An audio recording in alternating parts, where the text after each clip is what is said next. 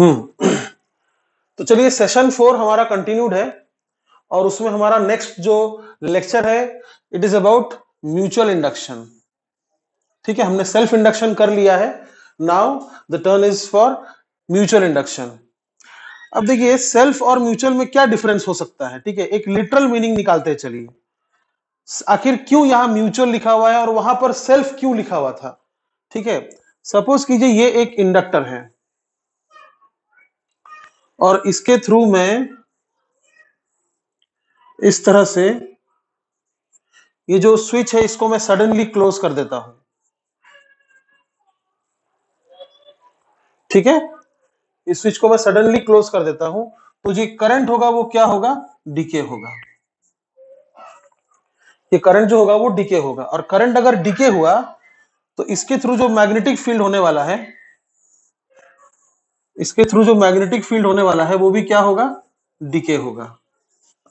Current अगर DK हुआ तो इसका मैग्नेटिक फील्ड भी डीके हुआ और मैग्नेटिक फील्ड अगर डीके होगा तो इसका जो ये क्रॉस सेक्शनल एरिया है सर्कुलर, ये जो एरिया है, ठीक है, कोई भी आप इसमें से क्रॉस सेक्शन अगर आप सेक्शन एक काटते हैं तो आप देख सकते हैं कि एक सर्कुलर एरिया बन रहा है। तो सर्कुलर एरिया के थ्रू ये मैग्नेटिक फील्ड पास हो रहा है, यानी इसी का मैग्नेटिक फील्ड इसी के एरिया के थ्रू पास हो रहा है और इसी का मैग्नेटिक फील्ड चेंज हो रहा है, इसका मतलब इसका मैग्नेटिक फ्लक्स चेंज हो रहा है, तो इसी में एक ईएमएफ आएगा। ठीक है, तो यहां पर जो ईएमएफ आ रहा है it is due to, EMF is induced due to self, खुद ही की वजह से, खुद ही पर, इसलिए इसका नाम क्या था, सेल्फ इंडक्शन। ठीक है, लेकिन अगर मान लीजिए मैं इसके सामने एक और ये रखता हूं, एक और कॉइल रखता हूं इसके सामने, ठीक है, एक और कॉइल रखता हूं इसके सामने इस तरह से, ओके, तो आप देख सकते हैं, मान लीजिए कॉइल नंबर 1 है, ये कॉइल नंबर 2 है, तो आप देख सकते हैं कि इस कॉइल का जो मैग्नेटिक फील्ड लाइंस है वो इसको कट करेगा इस तरह से। ठीक है, इसका जो मैग्नेटिक फील्ड लाइंस है कॉइल नंबर 2 को कट करेगा और सिंस इसका मैग्नेटिक फील्ड डीके हो रहा है तो कॉइल नंबर 2 के थ्रू जो फ्लक्स होगा वो भी डीके होगा। तो कॉइल नंबर 2 के थ्रू जो फ्लक्स है वो डीके हो रहा है, इस वजह से यहां पर भी ईएमएफ आएगा। तो यहां पर मैं क्या लिख सकता हूं कि इस प्रोसेस में, इस फिनोमिनन में हम देख सकते हैं कि इस कॉइल का कॉइल नंबर 1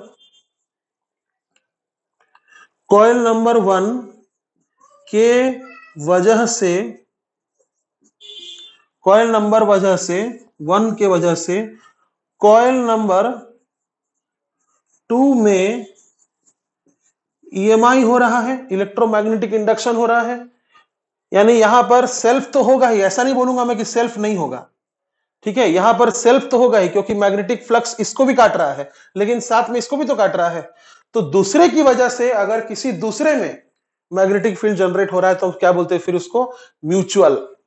ठीक है, लेकिन याद रखिएगा म्यूचुअल का मीनिंग क्या हो जाता है कि सिर्फ इसके वजह से इसमें, इतना नहीं, इसके वजह से भी इसमें होना चाहिए। अब वो कैसे होगा वो इस सर्किट में आपको नहीं दिखेगा। ठीक है, उसके लिए मैंने यहां पर बनाया है डायग्राम। ठीक है, बस इतना याद रखिएगा कि सेल्फ का मतलब हो जाता है कि खुद ही के एरिया में खुद ही का मैग्नेटिक फील्ड के चेंज होने की वजह से खुद ही में ईएमएफ डेवलप होना। और म्यूचुअल का मतलब हो जाता है कि 2 कॉइल्स होंगे या 3 कॉइल्स होंगे या 4 कॉइल्स होंगे, लेकिन इसका मैग्नेटिक फ्लक्स के कारण उसमें ईएमएफ इंड्यूस होगा। ठीक है, दूसरे में मैग्नेटिक फ्लक्स के कारण तीसरे में ईएमएफ इंड्यूस होगा, इस तरह से, है ना। तो सेल्फ और म्यूचुअल मतलब आप समझ ही रहे होंगे। अब चलिए यहां पर हम एक टॉपिक करते हैं। ये टॉपिक बहुत ज्यादा इंपॉर्टेंट क्यों है, क्योंकि ये बेटा एनसीईआरटी में है। ठीक है, मैं जो भी आपको थ्योरेटिकल बातें बताने जाऊंगा वो सिर्फ एनसीईआरटी में लिखा हुआ है, उसको बहुत अच्छे से क्लियर करूंगा, आप लोग ध्यान दीजिएगा। तो हमारा अरेंजमेंट को पहले आप समझिए। मान लीजिए कि हमारे पास एक बड़ा कॉइल है जिसका नाम 1 है और उसी के अंदर कोएक्सियली एक छोटा कॉइल है, कॉइल नंबर 2।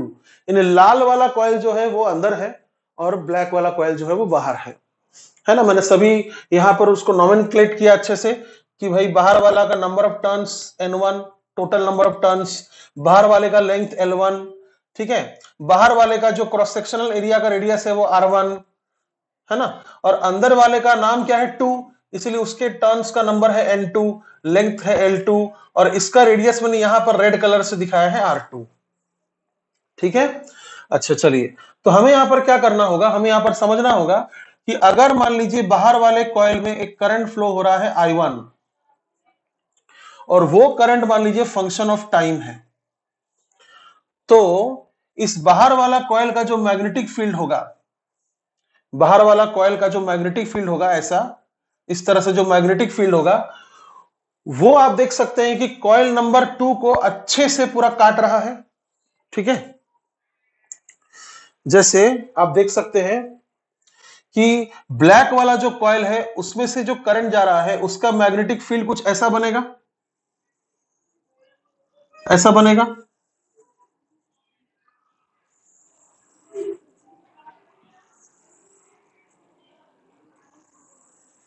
ठीक है, तो ब्लू कलर से जो मैंने मैग्नेटिक फील्ड बनाया है, ब्लू कलर से जो मैंने मैग्नेटिक फील्ड बनाया है उसका नाम मैं दे सकता हूं B1, क्योंकि वो कॉइल नंबर 1 का मैग्नेटिक फील्ड है।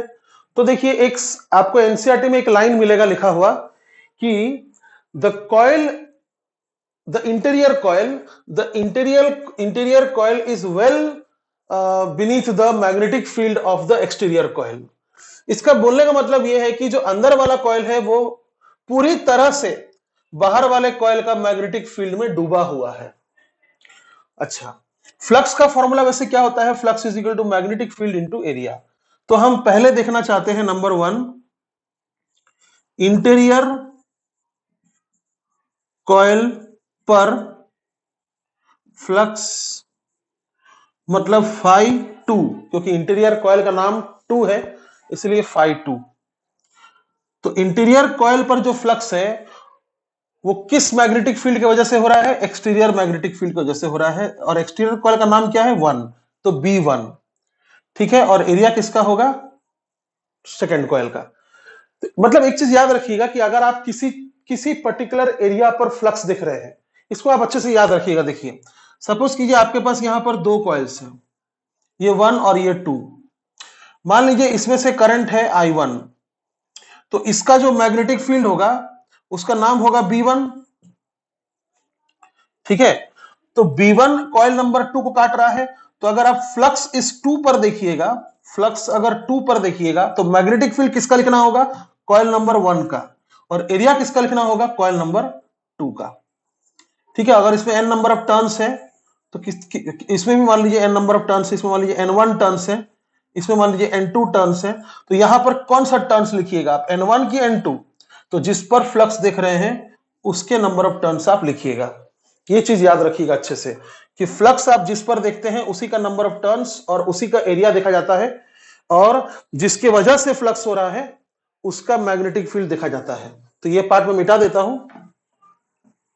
ठीक है, अच्छा, तो चलिए, हमने इंटीरियर कॉइल पर फ्लक्स देखना चाहा जिसका नाम 2 है, किसके वजह से, एक्सटीरियर कॉइल की वजह से जिसका नाम 1 है। तो मैग्नेटिक फील्ड किसका होगा, 1 का, और एरिया किसका होगा, 2 का, और नंबर ऑफ टर्न्स भी किसके होंगे, 2 के।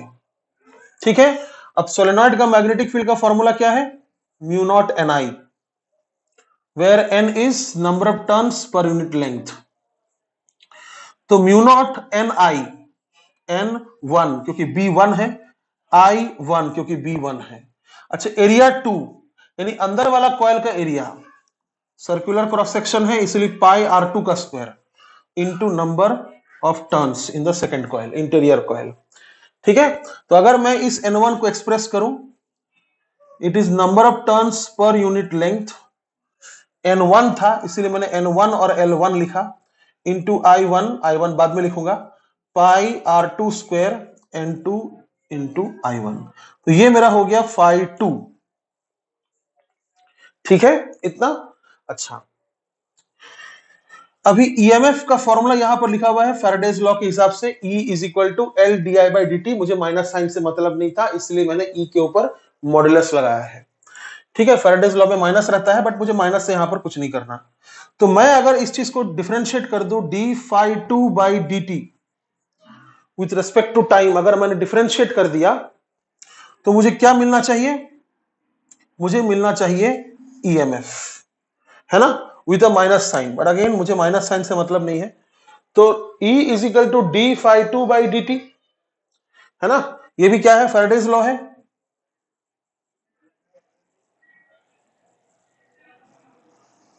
अच्छा, तो इस फंक्शन को मुझे डिफरेंशिएट करना होगा टाइम के रिस्पेक्ट में। अब मैंने क्या बोला कि इसमें करंट जो है वो टाइम फंक्शन है, तो यहां पर म्यू नॉट N1 N2 पाई R2 L1 ये सब कांस्टेंट्स, ये सब चेंज नहीं हो रहा है, सिर्फ करंट इज टाइम फंक्शन। तो जब मैं डिफरेंशिएट करने जाऊंगा तो म्यू नॉट N1 ये वाला N2 और ये यहां पर पाई और ऊपर R2 का स्क्वायर अपॉन L1 और ये I का डिफरेंशिएशन होगा di1 बाई dt। ठीक है। अच्छा, एक बात और, हम यहां म्यूचुअल इंडक्शन पढ़ रहे हैं तो यहां पर हमें क्या लिखना चाहिए, L के जगह M लिखना चाहिए, M फॉर म्यूचुअल इंडक्टेंस। ठीक है, तो यहां पर मैंने क्या लिखा, मॉड ऑफ E कितना है, M di बाई dt। ठीक है, तो मैं यहां पर क्या लिखूंगा, मैं किस पर फ्लक्स निकाल रहा हूं, फ्लक्स रेट चेंज किस पर निकाला मैंने फ्लक्स रेट चेंज निकाला इंटीरियर कॉइल पर, तो ईएमएफ भी किसका आएगा, इंटीरियर कॉइल का आएगा। तो कितना हो जाएगा फिर, यहां से मैं क्या लिखूंगा, एम किसका किस पर, 1 का 2 पर, ऐसा 2 पर 1 की वजह से इस m के जगह मैं नाम दे रहा हूं M21 into D i by d T. कौन सा करंट भाई, चेंज di1। ठीक है। अच्छा, इसको थोड़ा सा अच्छे से फॉलो कीजिएगा, कहां पर मैंने सफिक्स 1 लिखा है, कहां पर सफिक्स 2 लिखा है, वही बहुत इंपॉर्टेंट है। ठीक है, तो अगर मैं इस पार्ट को और इस पार्ट को इक्वेट करता हूं तो मैं देख रहा हूं कि ये वाला पार्ट di1 बाई dt और ये वाला पार्ट कैंसिल हो रहा है di1 बाई dt। तो मुझे M21 कितना मिल रहा है, M21 कितना मिल रहा है M21 मुझे मिल रहा है, ठीक है, म्यू नॉट N1 N2 पाई R2 का स्क्वायर अपॉन L1, ये मुझे मिल रहा है म्यूचुअल इंडक्टेंस। जैसे सेल्फ इंडक्टेंस होता है वैसे म्यूचुअल इंडक्टेंस मुझे मिल रहा है, म्यूचुअल कितना मिल रहा है, mu naught N1 N2 pi R2 square by L1। कब, जब मैं बाहर की वजह से अंदर देख रहा था। अब मुझे एक और काम करना है, अंदर की वजह से बाहर देखना है। ठीक है, तो यहां पर थोड़ा ट्विस्ट हो जाएगा, अंदर की ओर मुझे देखना है बाहर, तो इसका नाम मैं दे दूंगा नंबर 2, नंबर 2। ठीक है, क्या नाम होगा, एक्सटीरियर कॉइल पर, एक्सटीरियर कॉइल पर इंटीरियर के वजह से। ठीक है, मतलब मुझे बाहर वाले कॉइल पर फ्लक्स देखना है अंदर वाले कॉइल की वजह से। अब इसमें थोड़ा ट्विस्ट क्या आ रहा है वही आपको समझना है, एनसीईआरटी में भी वही चीज समझाने का कोशिश किया है कि, सुनिएगा ध्यान से, ये सेंटेंस बहुत ज्यादा ध्यान से सुनिएगा, जब आप एक्सटीरियर कॉइल का मैग्नेटिक फील्ड के वजह से इंटीरियर कॉइल को देख रहे हैं, उस समय आप देखिए इंटीरियर कॉइल पूरी तरह से इसके मैग्नेटिक फील्ड में डूबा हुआ है। ठीक है, यानी the coil which is inside is completely well beneath the magnetic field of the exterior coil. इस वजह से इस छोटे से कॉइल पर फ्लक्स निकालना बहुत आसान है। ठीक है, तो यहां पर मैं अंडरलाइन करके लिख दूंगा, इट इज वेरी इजी। ठीक है, जरूर पढ़िएगा आप एनसीईआरटी एक बार। लेकिन अंदर में जो कॉइल है, अगर मैं उसका मैग्नेटिक फील्ड देखता हूं, अंदर में जो कॉइल है अगर मैं उसका मैग्नेटिक फील्ड देखता हूं, ठीक है, अंदर में मान लीजिए करंट जा रहा है I2, ये भी मान लीजिए टाइम फंक्शन है ना, रेड वाले कॉइल से करंट जा रहा है I2, मान लीजिए वो भी समय बीतने पर चेंज हो रहा है, तो उसका जो मैग्नेटिक फील्ड होगा वो कुछ ऐसा होगा, ऐसा, है ना, थोड़ा मुश्किल है इसको समझना, लेकिन फिर भी कोशिश कीजिए आप, है ना, देखिए काफी कलर्स यूज हो गए, कंफ्यूज मत होइएगा, मैं फिर से बता रहा हूं। देखिए बाहर वाला कॉइल का मैग्नेटिक फील्ड, यानी ब्लैक वाला जो कॉइल है उसका मैग्नेटिक फील्ड जब रेड वाला को काट रहा है, तो आप देखिए रेड वाला पूरी तरह से उसके मैग्नेटिक फील्ड में डूबा हुआ है। Red coil is well beneath the blue magnetic field, so it is very easy to calculate the flux over the red coil due to the black coil. But ये जो रेड कॉइल है उसके through जब current जाएगा तो उसका जो magnetic field होगा, उस मैग्नेटिक फील्ड में क्या बाहर वाला कॉइल अच्छे से डूबा हुआ है? आप इसका आंसर खुद से एक बार पूछिए कि रेड वाला कॉइल का जो मैग्नेटिक फील्ड है, जिसको मैंने ग्रीन कलर से दिखाया है, ठीक है, रेड वाला कॉइल का मैग्नेटिक फील्ड जिसको मैंने ग्रीन कलर से दिखाया है, तो क्या ग्रीन कलर में ब्लैक कलर अच्छे से डूबा हुआ है? बिल्कुल नहीं। इसका मतलब यह हो रहा है कि यह पता करना इजी नहीं है, यह पता करना इजी नहीं है, डिफिकल्ट है, बहुत डिफिकल्ट है। तो यही लाइन एनसीईआरटी में लिखा हुआ है जिसको समझना काफी मुश्किल होता है, ठीक है। ओके, अंदर वाला कॉइल जो है वो बाहर वाले कॉइल के मैग्नेटिक फील्ड में अच्छे तरह से डूबा हुआ है, इसलिए फ्लक्स कैलकुलेट करना अंदर वाले कॉइल पर काफी इजी है, और इजी था भी, हमने कर भी लिया। लेकिन बाहर वाला कॉइल जो है वो अंदर वाले कॉइल के मैग्नेटिक फील्ड में अच्छे से नहीं डूबा है, इसलिए बाहर वाले कॉइल पर फ्लक्स निकालना आसान नहीं है, ठीक है। अच्छा, तो हम एक काम कर सकते हैं इसके लिए, समझे, हम इसके लिए एक काम कर सकते हैं क्या, कि हम इस कॉइल का अरेंजमेंट कुछ इस तरह से करें। सबसे राइट साइड में देखिए, मैंने दो लॉन्ग कोएक्सियल सोलेनॉइड लिया है और ऐसा अरेंजमेंट किया है कि दोनों के रेडियस में पहली बात कोई फर्क नहीं है। ठीक से देखिएगा, ठीक है। यहां पर ब्लैक वाला और रेड वाला का साइज मैंने लगभग सेम रखा है। अभी भी रेड वाला इंटीरियर है, ब्लैक वाला एक्सटीरियर है, लेकिन साइज लगभग मैंने सेम रखा हुआ है। इस वजह से क्या होगा कि रेड वाला कॉइल अगर थोड़ा छोटा भी है, मान लीजिए रेड वाला कॉइल अगर लेंथ वाइज थोड़ा छोटा भी है, तो भी जितना इजी बाहर वाला का मैग्नेटिक फील्ड की वजह से फ्लक्स अंदर वाले पर पता करना आसान है, उतना ही इजी अंदर वाले कॉइल का मैग्नेटिक फ्लक्स बाहर वाले कॉइल पर पता करना आसान है, समझे। तो अगर मैंने यहां पर लिखा कि एक्सटीरियर पर फ्लक्स निकालना है मुझे, एक्सटीरियर पर मुझे फ्लक्स निकालना है, तो उस समय क्या देखूंगा मैं 1 पर फ्लक्स निकाल रहा हूं, 1 पर 2 के वजह से, 1 पर 2 के वजह से, ठीक है। तो क्या लिखूंगा मैं, इसी टर्म को मैं कंपेयर कर सकता हूं, यहां पर जो टर्म लिखा हुआ है मैं इसको कंपेयर कर सकता हूं। यहां पर क्या लिखा हुआ है, M21, मतलब 2 पर 1 की वजह से, म्यू नॉट N1 N2 पाई R2 स्क्वायर अपॉन L1, ठीक है। इसको कंपेयर अगर करेंगे तो M12 कितना होगा, मैंने दोबारा डिराइव नहीं कर रहा हूं, मैं इसी को देखकर लिख दे रहा हूं, म्यू नॉट। अब देखिए इस एक्सप्रेशन में N1 भी है N2 भी है, तो कोई प्रॉब्लम नहीं, यहां भी N1 भी होगा और N2 भी होगा, ठीक है। और पाई R2 स्क्वायर, पाई R2 स्क्वायर क्या था, अंदर का एरिया था, क्योंकि आप अंदर वाले पर फ्लक्स देख रहे थे, लेकिन यहां पर हम बाहर वाले पर फ्लक्स देख रहे हैं, इसलिए पाई R1 स्क्वायर अपॉन L2, इसके ऑपोजिट टर्म्स वहां पर आएंगे, है ना। बट मैंने क्या बोला कि डिफिकल्टी कम करने के लिए मैंने दोनों का लेंथ भी सेम ले लिया है और रेडियस भी सेम ले लिया है, तो मुझे यहां पर R1 और ये जो है L2 ये नहीं लिखना चाहिए, मुझे लिखना चाहिए M12 कितना होगा, mu naught N1 N2 pi R square. मैंने यहां लिख दिया है कि लेट अस कंसीडर L1 और L2 सेम है, मान लीजिए L है, और R1 और R2 सेम है, मान लीजिए R है। तो R1 R2 लिखने की जरूरत नहीं है, L1 L2 लिखने की जरूरत नहीं है। तो M12 कितना आ रहा है, mu naught N1 N2 pi R square upon L, और यहां पर भी क्या हो जाएगा,